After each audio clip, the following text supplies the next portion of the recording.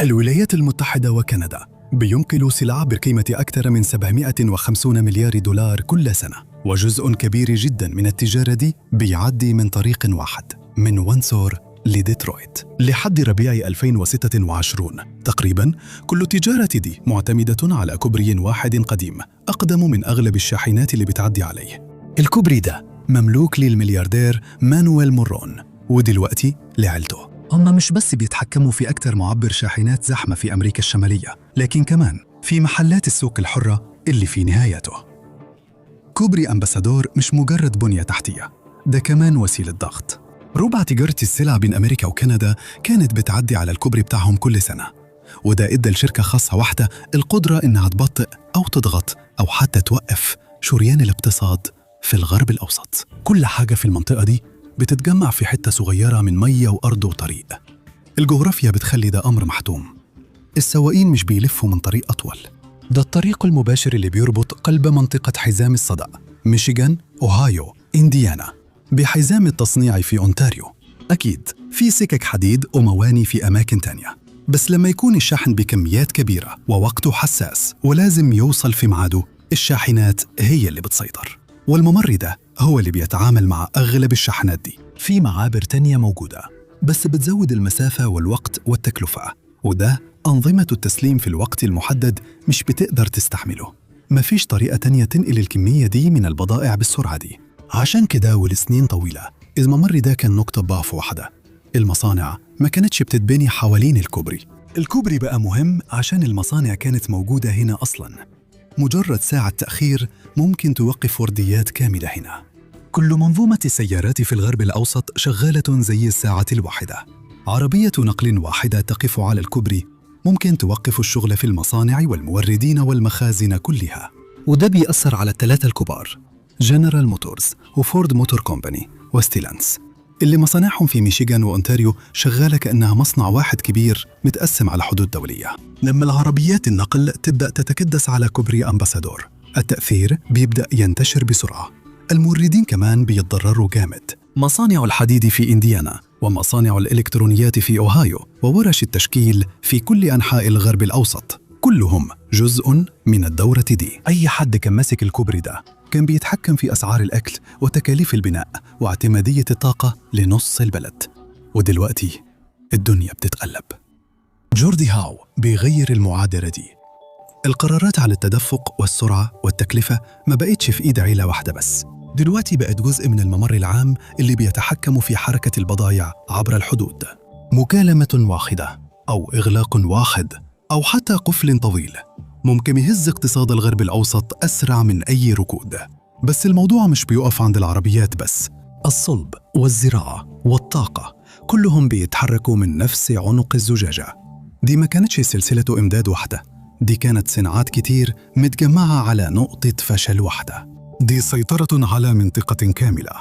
المعبر العام الجديد غير موازين القوة دي تماماً. مفيش لاعب واحد يقدر يضغط على صناعات كاملة تاني. المزارعين بقى عندهم تدفق مستقر للإمدادات. البنائين يقدروا يعتمدوا على توصيل المواد بشكل منتظم، وشركات الطاقة أخيراً عندها متنفس في لوجستياتها. الشاحنات بقت تتحرك أسرع، والارتياح ده بينتشر في قطاعات كتير كانت زمان تحت سيطرة العيلة. المطالبات بإنشاء معبر تاني بدأت من سنين، لكن التحذيرات عليت بعد أحداث 11 من سبتمبر. قبل كده الشاحنات كانت بالكاد بتبطأ عند جسر أمباسادور. بعد كده كل حمولة كان لازم تتفتش عن تهديدات أو متفجرات أو ممنوعات. المشكلة الجسر ده موجود في منطقة حضرية مزدحمة ومفيش مكان للتوسيع. ما كانش فيه مساحة كفاية لأجهزة المسح متعددة المسارات وأجهزة الأشعة السينية، من غير ما الزحمة ترجع أميالاً لجوة كندا. فالاثنين حكومات تدخلوا، خططوا لجسر دولي جديد مملوك ملكية عامة. التصميم كان بسيط، 6 حارات وصلات مباشرة للطريق السريع، معالجة مخصصة للشاحنات من غير شوارع مدينة لازم تعدي فيها، ومن غير مشغل خاص للرسوم يقدر يرفض أي تحسينات. الفكرة كلها كانت إنهم يقضوا على نقطة الفشل الوحيدة دي مرة وللأبد. بس الموضوع ما كانش بالبساطة دي. الموضوع اتحول لصراع استمر 15 سنة على مين اللي هيسيطر على الممر ده؟ عائلة مارون حاربوا المشروع بالدعاوى القضائية والضغط السياسي والتأجيلات. كل خطوة للأمام كانت بتتحول لمعركة في المحكمة أو معركة سياسية. بحلول سنة 2010 الدعاوى القضائية كانت بتستهدف وقف المشروع واستنزاف الأموال العامة، وهددوا صناعات الغرب الأوسط لو جسر تاني كسر الاحتكار. لمدة أكثر من 10 سنين المشروع تعطل، مش علشان الخطة كانت فيها عيب أو الاحتياج مش واضح، لكن علشان جهة خاصة معاها تمويل كويس كان عندها الفلوس والنفوذ اللي يخليها تستخدم النظام ضد البنية التحتية العامة. ومع ذلك مشروع جوردي هاو ما ماتش. في الآخر بدأوا في البناء رغم المشاكل القانونية والسياسية. الأبراج ارتفعت، الكوبري وصل بين الشطين، الاختبارات خلصت. الافتتاح المقرر في ربيع 2026 بعد 15 سنة من الصراعات. مفيش عائلة بتتحكم فيه، هيئة عامة مشتركة بين البلدين هي اللي بتديره. ولأول مرة الممر ده مش تحت سيطرة طرف واحد. التغيير ده لوحده كبير جدا. المصانع ما بقتش تخطط على أساس مخاطرة واحدة بس. أنظمة اللوجستيات ما بقتش معتمدة على معبر واحد. النظام كله بيتحول من الهشاشة للمرونة. الكوبري الجديد معمول علشان السرعة، 6 حارات كاملة بدل 4، مسارات مخصصة للشاحنات التجارية. ولأول مرة الشاحنات اللي خارجة من ويندسور مش هتضطر تمشي في شوارع المدينة علشان توصل لشبكة الطرق السريعة الأمريكية. يقدروا يسوقوا مباشرة من الطريق السريع 401 على الطريق السريع 75 في مسار واحد متواصل. ده مش بس حارات أسرع، ده نظام بيسمح للمصنعين إنهم يخططوا بثقة، وبيقللوا ساعات التوصيل، وبيوفروا آلاف الدولارات من الشاحنات اللي واقفة من غير شغل. المشكلة الحقيقية في أي معبر حدودي هي الإجراءات. جسر جوردي هاو الدولي اتصمم علشان يحل المشكلة دي. نقاط دخول جديدة تماماً على الناحيتين، 60 مسار تفتيش و16 مسار لتحصيل الرسوم علشان يخلصوا كل حركة المرور اللي داخله. كل حاجة متصممة علشان تخلي الشاحنات اللي شايلة بضايع عالية القيمة تتحرك بسرعة بشكل متوقع وفي الميعاد. جسر أمباسادور بس 4 مسارات مرور في المجمل، وقدرة الجمارك الاستيعابية محدودة أكثر بكتير. النتيجة هي طوابير من العربيات وساعات ضايعة. لما جسر جوردي هاو يشتغل بالكامل متوقع أنه يوفر 850 ألف ساعة انتظار للشاحنات كل سنة.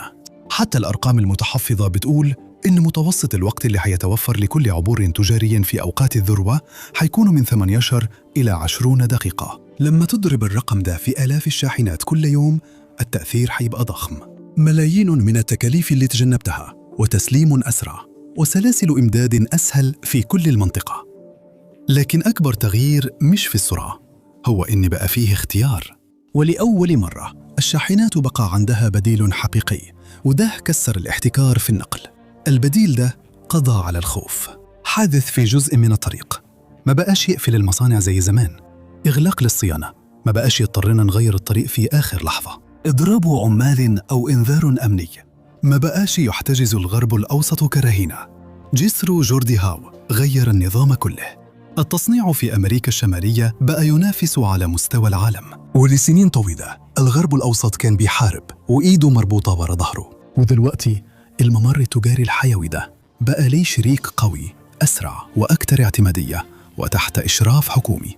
النظام كله يقدر يشتغل بشكل مختلف دلوقتي. التغيير ده بيجبر كل الناس يعيدوا التفاوض على العقود. التسعير الاحتكاري بينتهي مع وجود المنافسة. الضغط بينزل علشان يخلي أسعار الشحن أقل بشكل عام، والعقود تبقى أذكى وبتدفع مقابل السرعة بدل ما ياخدوا فلوس على التأخير. الشركات اللي بتنقل بضايع بمليارات بتاخد قوة تفاوضية بدل ما تاخد أوامر من مكان واحد. وكل مصنع بيدفع فواتير الشحن دي هيشوف الفرق في الأرباح بسرعة. مثلاً مصانع تجميع السيارات الكبيرة ممكن تخسر عشرات الآلاف من الدولارات كل دقيقة يتأخر فيها الشحن بسبب تأخير على الكوبري. ده بيبين ليه وجود كوبري تاني تديره الحكومة يكون أسرع وأقوى ومتجهز لحجم الشحنات التجارية حاجة ضرورية جداً. الحارات الإضافية والطرق البديلة بتحول الكوبري من نقطة اختناق ضعيفة لنظام بيخلي الغرب الأوسط شغال حتى لو حصلت صدمات مفاجئة. الرهان. خلال ال10 سنين اللي فاتوا كان إنه الصناعة الأمريكية تقدر تنافس تاني لو سلاسل الإمداد فضلت محلية ومتصلة وموثوقة. جسر جوردي هاو بيحقق ده. هو بيقلل التكاليف اللي كنا متعودين نعتبرها عادية، وبيقلل فترات التسليم اللي كانت بتتزود بهوامش أمان. هو بيحول الدقائق اللي بتتوفر على الحدود لملايين بتتوفر في المصانع. كل مورد بيخدم ال3 الكبار بيكسب هامش ربح أكتر. كل شركة نقل بتنقل القطع بتكسب كفاءة أكتر. كل زبون بيشتري عربية أو جهاز أو ماكينة مصنوعة في الغرب الأوسط بيدفع أقل شوية عشان النظام بيهدر أقل. المصانع اللي كانت زمان مضطرة تبني كل إنتاجها حول اختناق تحت سيطرة جهة خاصة، أخيراً تقدر تشتغل بكامل طاقتها. التجارة الثنائية الضخمة دي بتعتمد على كباري وأنفاق ومواني وخطوط سكة حديد وطرق سريعة، ومعظمها تبنى لاقتصاد أصغر وأبطأ. لسنين طويلة النظام كان متأخر. التجارة انفجرت بعد اتفاقية التجارة بين الولايات المتحدة والمكسيك وكندا. سلاسل الإمداد بقت متشابكة جداً لدرجة إن الحدود تقريباً اختفت بالنسبة لكثير من الصناعات. ومع ذلك المعابر ونقاط الجمارك والطرق السريعة اللي بتربطهم فضلت تقريباً زي ما هي من زمان. النظام كان قديم، دلوقتي بدأ يلحق الركب. ممر ديترويت وينسور هو أوضح وأغلى مثال، بس مش الوحيد. جسر أمباسادور شال الحمل لأنه كان لازم، مش لأنه كان ممتاز. اللي هيحصل لما العمود الفقري أخيراً ياخد التحديث اللي كان محتاجه من 20 سنة؟ النظام كله هيبدأ يتحرك بشكل مختلف. نوافذ التسليم الآية في نظام الوقت المحدد هتبقى ممكنة. تكاليف المخزون اللي كانت محبوسة بسبب التأخير على الحدود تبدأ تقل. شبكات اللوجستيات تقدر تخطط بثقة بدل ما تعتمد على خطط احتياطية.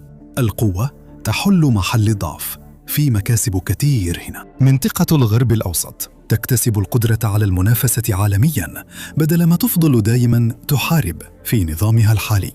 المعبر الجديد ده دليل على اللي بيحصل لما البنية التحتية للتجارة في أمريكا الشمالية أخيراً تواكب الكميات اللي بتنقلها. كل شريان تصنيع من الشمال للجنوب، من قلب الصناعة عند البحيرات العظمى لحد الخليج، بيبقى أكثر استقامة شوية وأقوى شوية، وكمان أكثر قدرة على المنافسة.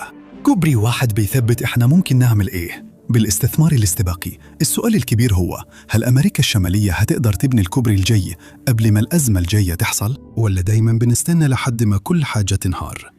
التجارة بين أمريكا وكندا مستمرة في النمو. شركات أكتر وأكتر بقت بتقرب المصانع للبلد بدل ما تنقلها للخارج، وكل مرة مصنع جديد بيفتح بيزود عدد الشاحنات على الطرق. من غير تطوير الزحمة بتزيد، ولو ما صلحناش الحاجات قبل ما تتعطل ممكن يحصل بطء يضر الشغل والمصانع والمنافسة مع الدول التانية. جسر جوردي هاو بيورينا إيه اللي ممكن يحصل لما البلد تسبق المشكلة. جسر واحد بداية، بس مش نهاية الطريق. اللي حصل لحد دلوقتي هو النمط الأمريكي الكلاسيكي: نستنى لحد ما الألم يبقى مستحيل، نتجاهل، وبعدين ندخل في قضايا وسياسة ومقاومة من القطاع الخاص لحد ما أزمة قريبة تجبرنا نتحرك. التأخير بيكلف مليارات وبيهدد الشغل. جسر جوردي هاو بيورينا إيه اللي بيحصل لما الناس تستثمر قبل ما تحصل المشكلة. الموردين وشركات اللوجستيات والمشترين كلهم بياخدوا فرصة يرتاحوا، لأنه نقطة الاختناق الحرجة دي ما بقتش الحلقة الضعيفة الوحيدة. مع تحديد الرسوم أقل بكتير من جسر السفراء وبرنامج خصومات شغال، المنافسة هتغير الحسابات لشركات النقل. عبور أسرع وتحكم حكومي بيكسر قبضة الاحتكار القديمة، وده بيجبر الكل يقدم خدمة وأسعار أحسن. خد فورد F-150، أكتر بيك اب مبيعاً في أمريكا، وبتتصنع في ديربورن ميشيغان. سلسلة التوريد بتاعتها عبارة عن حركة رايحة جاية عبر الحدود.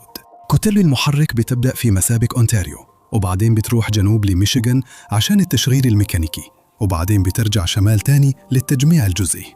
ناقل الحركة وباقي المكونات غالباً بتعدي الحدود من 4 ل 7 مرات قبل ما يتم التجميع النهائي.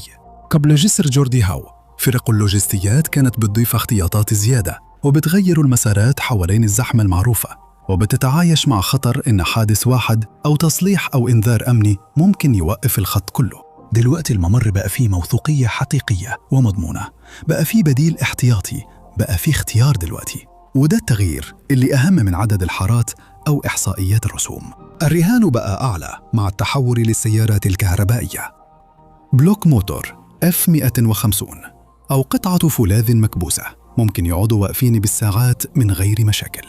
بطاريات السيارات الكهربائية ما تقدرش تعمل كده. خلايا الليثيوم أيون حساسة جداً لتغيرات الحرارة والتأخير. الشاحنات اللي بتنقل الخلايا من المصانع العملاقة في أونتاريو ما ينفعش تستحمل تأخيرات طويلة. في عاصفة جليدية في فبراير أو حر شديد في يوليو، أنظمة التحكم الحراري في المقطورات بتكون تحت ضغط شديد. في سباق التحول للسيارات الكهربائية، جسر جوردي هاو بيضمن إنه مصانع الغرب الأوسط تفضل تنافسية، وبيخلي خطوط الإنتاج شغالة ومكونات السيارات الكهربائية القيمة تفضل ماشية من غير توقف. شحنة اتأثرت بدرجة الحرارة مش بس بتضيع وقت، دي ممكن تدمر مخزون بملايين من المخزون عالي القيمة قبل ما يوصل حتى لخط الإنتاج. الكوبري الجديد بيحافظ على النظام، كله شغال وبيخلي الخلايا والوحدات والحزم تمشي بسهولة بدل ما تتعطل عند نقطة الزحمة القديمة. الموضوع هنا عن إذا كانت منطقة حزام الصدى هتفضل لها دور في صناعة العربيات في القرن الجاي ولا لا. كوبري جوردي هاو مش بس بيقلل وقت السفر، ده كمان بيرجع الاعتمادية للعمود الفقري للتصنيع في منطقة البحيرات العظمى، وبيخلي سلاسل الإمداد القيمة تفضل محلية. لسنين طويلة ربع التجارة بين أمريكا وكندا كانت معتمدة على قرار عائلة واحدة. العصر ده انتهى. السؤال هو إذا كانت أمريكا اتعلمت حاجة من اللي حصل ده في المستقبل.